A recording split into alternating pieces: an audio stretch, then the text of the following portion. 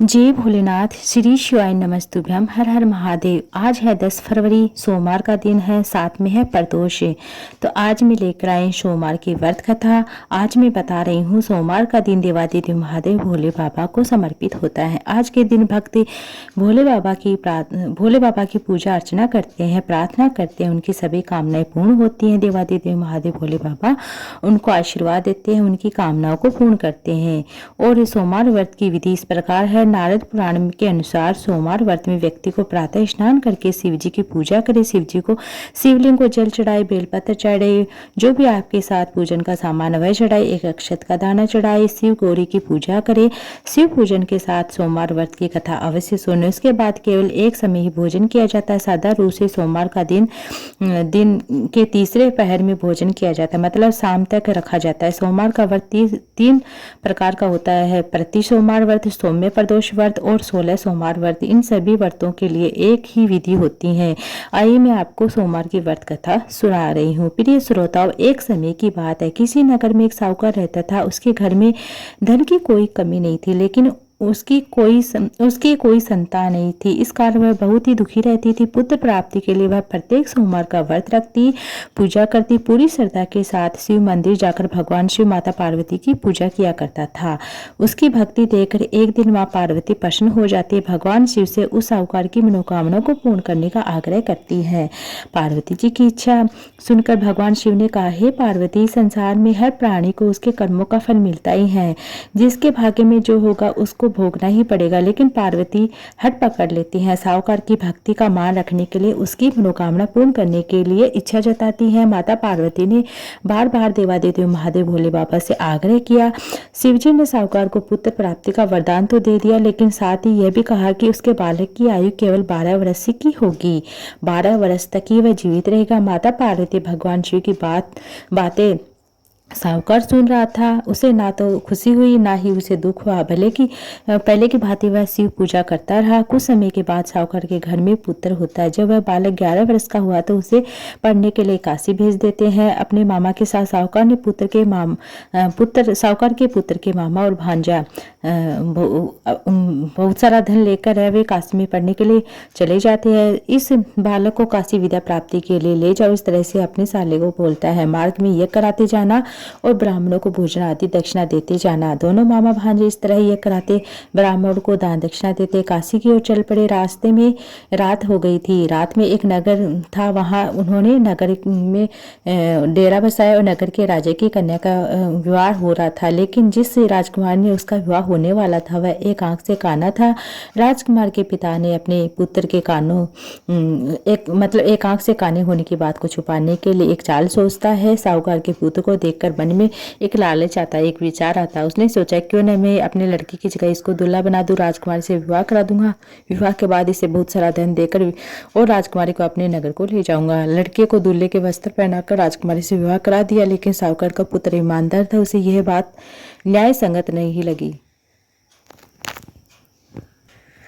उसने ये बात न्याय संगत नहीं लगती है। उसने अवसर पाकर राजकुमारी की चुन्नी के पल्ले पर लिखा कि तुम्हारा विवाह तो मेरे साथ हुआ, लेकिन जिस राजकुमारी के संग तुम्हें भेजा जाएगा वह एक आंख से काना है। मैं तो काशी पढ़ने जा रहा हूँ। जब राजकुमारी ने चुन्नी पर लिखी बातें पढ़ी तो उसने अपने माता पिता को ये बात बताई। राजा ने अपनी पुत्री को विदा नहीं किया, जिससे बारात वापस चली आई। दूसरी को साहूकार का लड़का, उसका मामा काशी पढ़ने के लिए चले जाते। वहां जाकर उन्होंने ये किया। जिस दिन लड़की की शादी हुई थी, जिस दिन लड़के की 12 साल की उम्र हुई थी, उसी दिन यज्ञ रखा।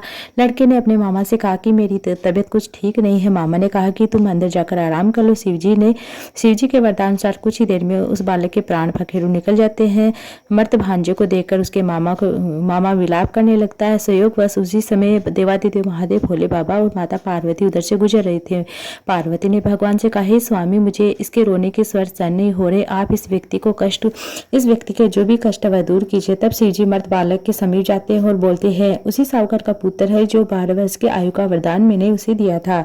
अब इसकी आयु पूरी हो चुकी है, लेकिन मात्र भाव से विभोर होकर माता पार्वती ने कहा, हे महादेव, आप इस बालक को और आयु देने की कृपया करें, अन्यथा उसके वियोग में उसके माता पिता तड़प तड़प कर मर जाएंगे। माता पार्वती के आग्रह करने पर भगवान शिव ने उस लड़के को जीवित होने का वरदान दे देते हैं।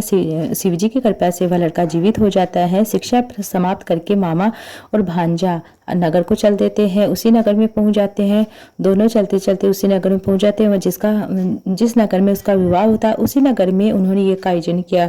उस लड़के के ससुर उसे पहचान लेते हैं। महल में जाकर उसकी खातिरदारी करते हैं, अपनी पुत्र को विदा करते हैं। इधर साहूकार साहूकारनी उसकी पत्नी भूखे प्यासे रहकर बेटे की प्रतीक्षा करते हैं। उन्हें प्रण कर रखा था कि यदि हमें बेटे की मृत्यु का समाचार मिलेगा तो वह वहीं पर प्राण त्याग दे, परंतु हमने बेटे के जीवित होने की खुशखबरी पाकर बेहद प्रसन्न होते हैं। उसी रात भगवान शिव ने व्यापारी के स्वप्न में कहा, हे श्रेष्ठी, मैंने तेरे सोमवार के व्रत के प्रभाव से व्रत कथा सुनने से प्रसन्न होकर तेरे पुत्र को लंबी आयु प्रदान की। इसी कार्य से जो सोमवार का व्रत रखता है, कथा सुनता है, पढ़ता है, सुनाता है, उसके सभी दुख दूर होते हैं, समस्त मनोकामनाएं उसकी पूर्ण होती हैं। ये थी सोमवार की व्रत कथा। सोमवार की व्रत कथा के बाद आरती अवश्य करनी चाहिए। जय शिव ओंकारा, भज शिव ओंकारा, ब्रह्मा विष्णु सदा शिव हरिधांगी धार।